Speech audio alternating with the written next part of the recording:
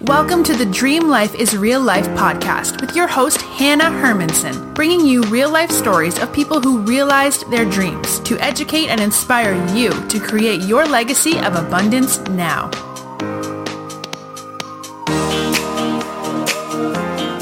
Welcome back, everyone. Today we are hanging out with Johnathan Grzybowski. Johnathan is a rogue risk taker turned entrepreneur and national thought leader in business development and digital marketing. He is the co-founder of Penji, an on-demand graphic design membership site without limitations. Penji helps you achieve more with unlimited graphic design and a flat monthly rate, all powered on their easy-to-use platform. Johnathan is also the host of the #1 business podcast, Blind Entrepreneurship. His mission with this podcast and business is to empower the next generation of entrepreneurs so they can execute their vision. Welcome. Thank you so much for having me. Excited to talk about life and business and everything else. Beautiful. Yeah. So tell us what you mean by being a rogue risk taker. Tell us a little bit about, something we don't know about you.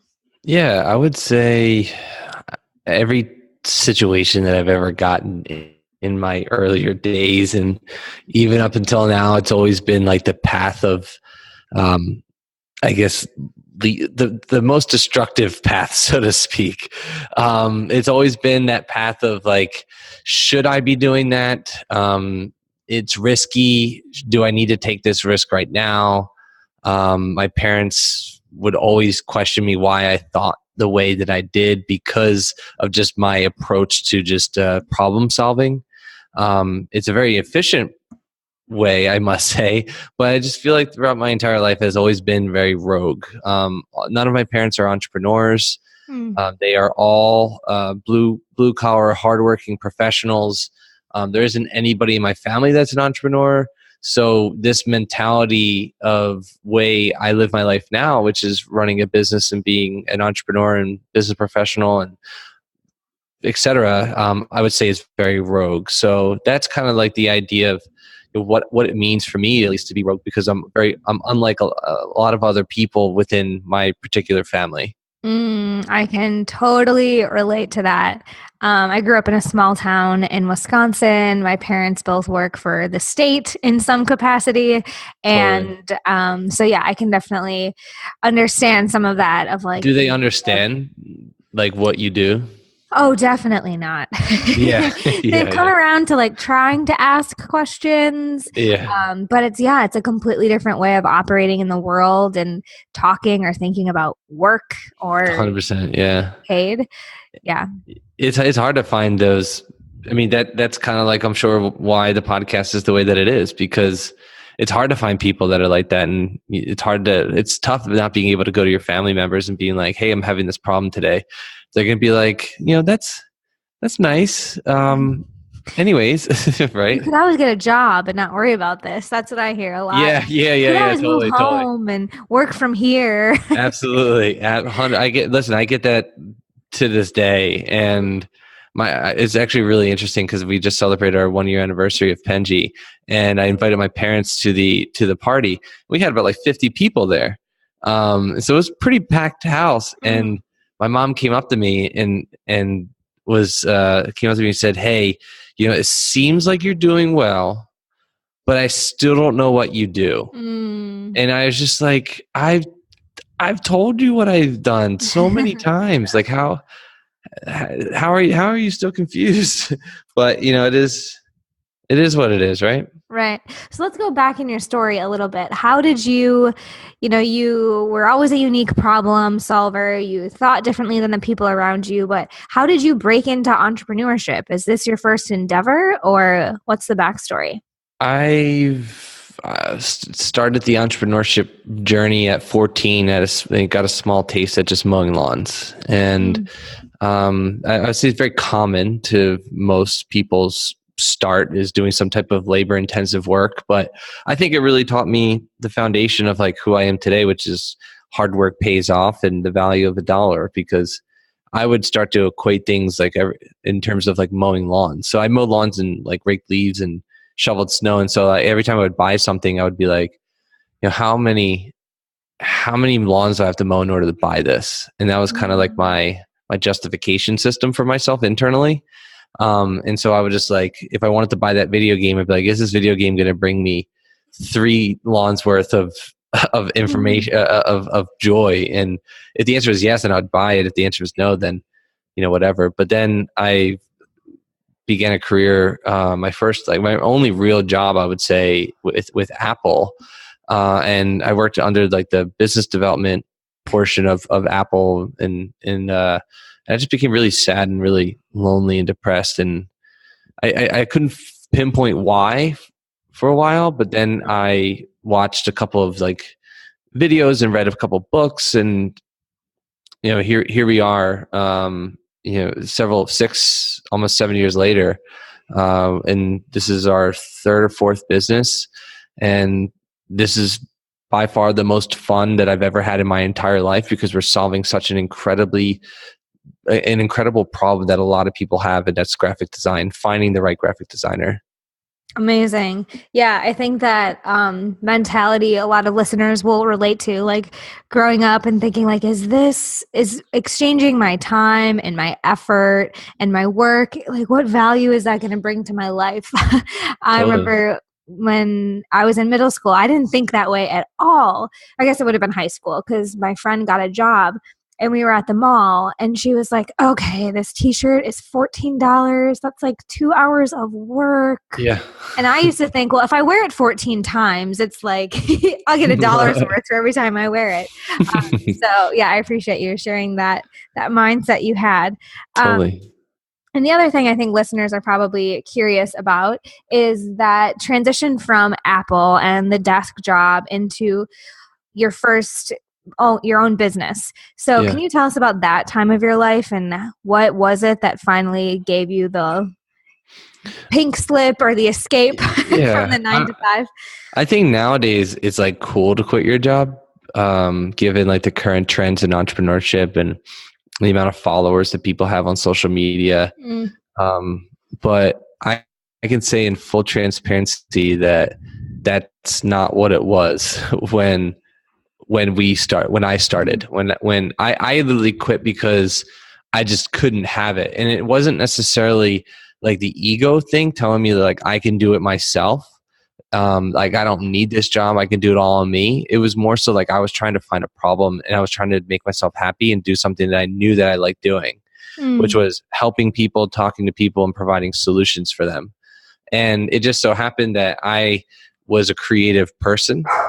That I was the type of person that understood marketing for at least at that time, a very general, basic level. And I knew that my abilities, I guess my ego then later kind of combed me a little bit and said, like I'm good at talking to people, so why not just, explore my strength? And I kind of did the math. I said, okay, I need like 5 to 10 customers in order for me to break even with where I was going to charge the customers versus what I was getting paid. And I just realized that if I talk to 100 people, then I'm pretty sure I can at least get one person, right? Yeah. And then that wasn't the case, believe it or not. It took about like 3 months before I got like a real customer. But then we started to grow from there. It was just me at the time. And one of the hardest things that I was having an issue with was finding a graphic designer, because I am not a graphic designer. I am more on the business and strategy side than I am on the actual creative side. So when it came to finding a designer, I ended up doing a lot of the designs myself. And again, I'm not qualified to do it at all. So you can imagine the type of quality that was delivered to people. And so we went on freelance websites. We tried to hire students. We tried to outsource all of these different types of like projects, and like none of these solutions made sense. So that's when the whole idea behind Penji came through, is how can we, among many other things is the reason why Penji, but that was kind of like what led us to where we are today. So much value in that story. And something I hear from entrepreneurs or wannabe-preneurs is, well, what should I offer? and they're looking around for like, what is the thing? And so often it comes down to solving a problem for yourself or a former version of yourself and figuring out what that solution is, as opposed to like, should I be a business coach? Should I start a course? It's like, solve a problem that you're excited. Like you said, now you're excited and you enjoy doing this kind of work.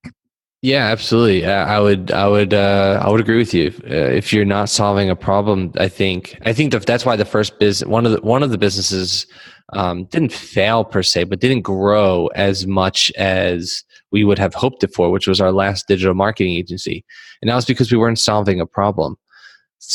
We were solving a problem, but it wasn't a large enough problem. Like, for example, we did digital marketing and web development and web design and all that. Like, we were a full service marketing agency. I'm pretty sure everybody has a general idea of what that means. Mm-hmm. And finding customers was so difficult because you could kind of like, anybody could use your service, but do a lot of people need your service? So that was like a huge learning point for us, was just to be able to focus on one thing. And so now with Penji, we only deliver unlimited graphic design. So if you don't need graphic design, then we're not a fit for you. And there's a ton of lessons in between all that, but that's just like the general scope.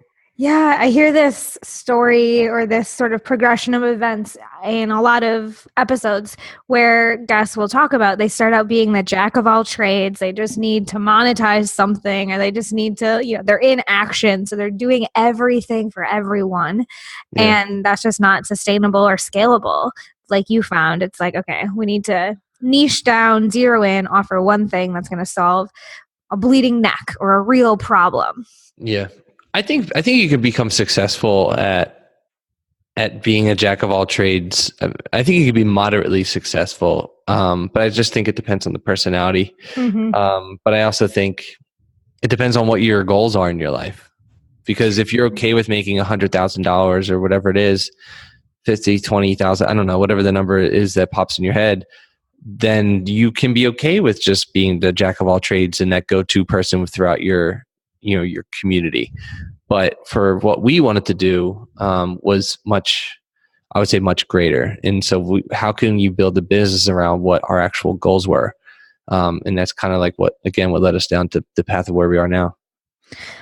Yeah. So tell us a little bit about the team that you have now, and how did it go from just you starting out with the marketing agency idea to now you keep saying we. So I'm really curious what the landscape of the organization is now. I say we, not, I mean, I didn't even realize that I keep saying we. Are you a twin? No.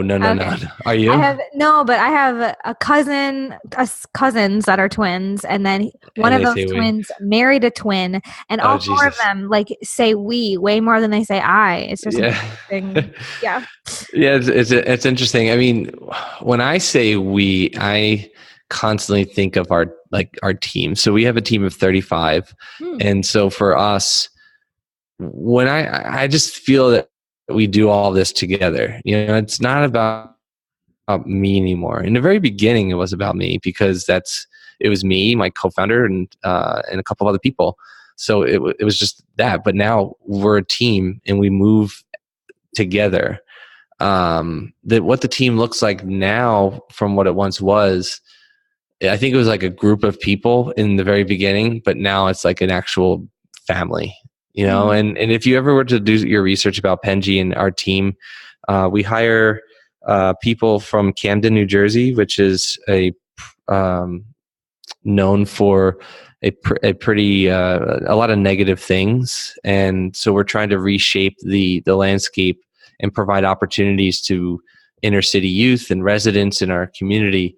And we've really became just a close, tight-knit family. And so when we come up with ideas, we kind of we kind of move along together. Of course, there's people steering the ships, but we just celebrated our 1-year anniversary, and it was just like I was with a group of people that I love, and that we moved together, and we accomplished things together, and we failed together.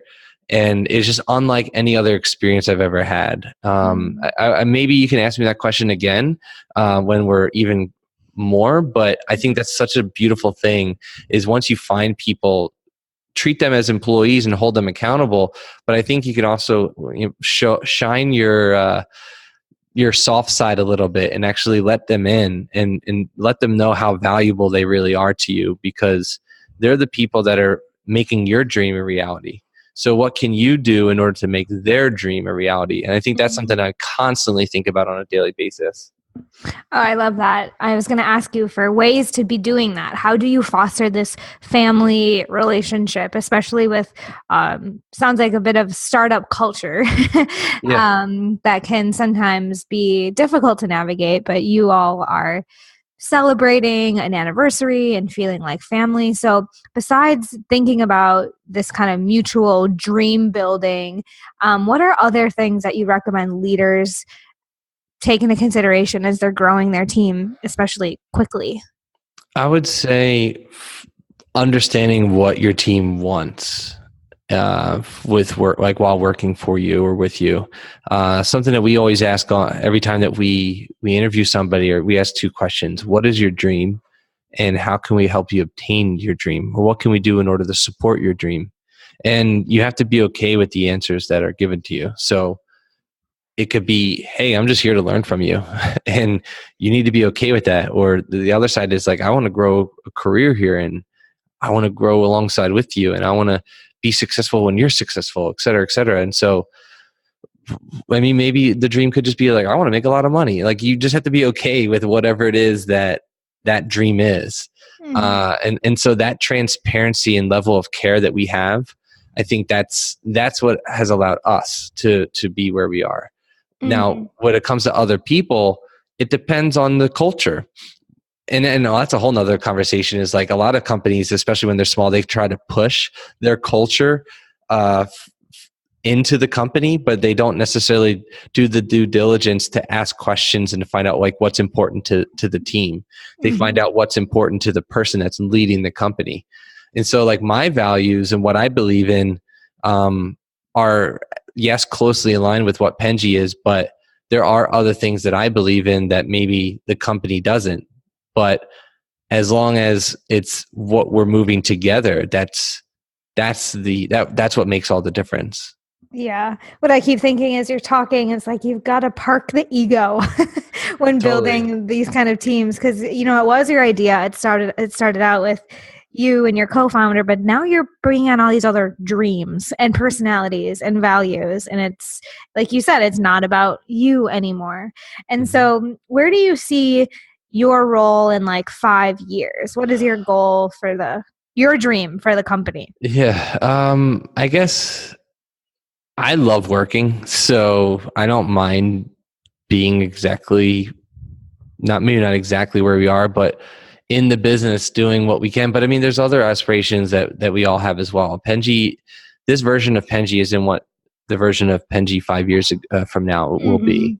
I think the consistent theme that I will say is, as we grow as a company, we will continue to be delivering more valuable solutions for businesses. And so what that looks like today or tomorrow, who knows? But for me, I would love to be able to just survey and be able to analyze and look at the business from a 30,000 foot view versus like at the ground level. Because I think the minute that you're able to take yourself and remove yourself out of the equation instead of the day-to-day activity, then that's when you can really start to see greatness.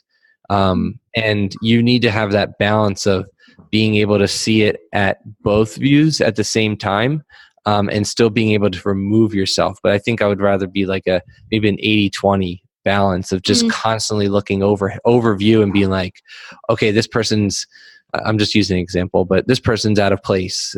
We need to be able to shift the training regimen around the company, or the process is taking too long, or whatever it may be. Like those minute details make the world of difference. Yeah, keep being the visionary, but keeping that groundedness and that balance of still knowing what's happening in the weeds, or at the every day-to-day level. And I think a lot of like solopreneurs or small business owners that are listening to this can start implementing that, even if they don't have a team. Like you really talked about what your role would look like. And I think that anyone who's looking to either maintain or grow the company or the lifestyle they have right now, yes, being mostly a visionary, thinking about progress and innovation, and then always having those, Yeah, it comes down to your goals, right? Like if you want to have a lifestyle where you travel 90% of the time, then you need to like write down on a piece of paper, how are you going to be able to make that possible? Again, for us, it's different. Yeah. We fundamentally have different goals in mind than like an average person. And so that's just how we're structuring the business in order to fit what it is that we want to inevitably obtain. Mm-hmm. Yeah, amazing. So the culture is sounding super inspiring, and we know you're solving a problem that a lot of our listeners might have. So can you walk us through what like the user experience is, or people listening to this podcast who are like, oh yeah, I am not qualified to be doing my own graphic design either. They type in penji.com, and what do you hope the user experience is, or what could we expect? Well, I hope we can obtain penji.com at one point in the URL, but penji.co or just Google Penji. Either way. Good clarification. Okay. You'll still be able to find it. But Penji, I'm not even going to get into what penji.com goes to. But anyways, if you need graphic design, right? If you're hiring, if you feel as if that hiring an in-house designer is too expensive, if you are doing the designs yourself, if you're tired of finding freelancers or interviewing freelancers online, those are probably the most common ways that why somebody would want to use Penji. But Penji offers unlimited graphic design all at one flat monthly rate. Starts at $349 a month. And we can design as much as we possibly can for you within that month. So it works very similar to like a queue system. So you submit 100 projects. We'll work on the first one and the second and the third and the fourth and the fifth, et cetera, et cetera. And we'll get done as much as we possibly can throughout the month. We have a maximum deadline of 48 hours, but we tend to deliver things daily. So you should be able to receive your designs that you want in a relatively quick time period. And then we just repeat it throughout the month until you're either done using Penji, you don't need it anymore, or we become your long-term solution for all your graphic design needs. Wow. Yeah, that is such a good solution for so many people who are doing a lot on their own. Yeah, exactly like you said. Yeah. Very cool. So is it like every kind of design? I know people can go look at this, but I know a question I get a lot is, I need a logo. Mm-hmm. Is that something you do as well as like so formatting? It's a logo, web design, app design, pitch decks, sales sheets. The only things that we won't do are like AutoCAD and animation stuff. But everything else, we've even done children's books. So cool. It's like there isn't really anything that we can't do when it comes to it. If it involves Photoshop or if it involves InDesign, then we can deliver it for you. So great. Very good.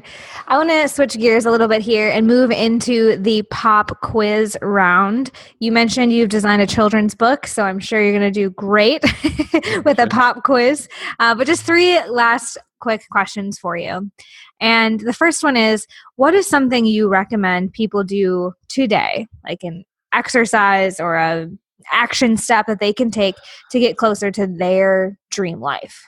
Think of all the crap that you do in your day and think about all the time that you waste doing whatever it is that you shouldn't be doing. And then focus only on the things that matter throughout your day. Like, for example, I'll tell you like what's going on in my day. Like today, this is as real as it gets, people. I will literally read it to you. The most important task that I need to do today is to review all of the advertising copy for this month. Nothing else matters except that. I have like 10 other goals that I have for that day.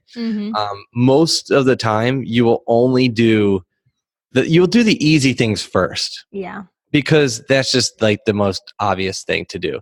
But to really focus on that one thing is extremely difficult. So I would say do the easy thing and the most important thing first. And if you don't accomplish any of the other things, like if I don't accomplish any of this other stuff, my life is going to be fine. But if I don't complete this one thing, then I can say it can be harmful to the business at a later date. And that's the action item. Focus on the things that matter. Yeah, get up and eat that big frog. Yeah, Have you read that book? No, I haven't, but I like the analogy. Yeah, it's the same idea. Like if you knew you had to eat a frog today, would you wait all day knowing it's going to happen? I like that. Worry about it, or just eat the dang frog and like the rest of your day is good. Yeah. All right. Very good. The second question is, what is a tangible resource? Maybe it's a book that changed your life or another resource that you would recommend listeners getting their hands on. I would say the tangible resource would be, I lean towards podcasting, and I just think that the way that you're able to, when you create a podcast or some public platform in order to get people to talk to you on, I think it makes the world of difference. So it could be like I'm obsessed with John Mayer's content. And so he created like a really if you follow him, I think he's really, really intelligent, but he has like his own little Instagram series, like a show that every Sunday, I forget what it's called, a Current Mood, I think it is. It's just a really funny way to just like promote other artists and stuff like that. And so, and like you have a podcast, obviously, and I have a podcast. So it's just like giving people that platform to be able to just share their story. I think it creates a very intimate relationship. Like I'll never forget this conversation. I'll never forget the opportunity that you've given me because I'm sharing my story in front of your audience. And so it just, that relationship that is being built is really difficult to come by. So my answer is you can do all the tools that you want, but I think finding a platform where you can build a friendship with these people, I think will make the difference.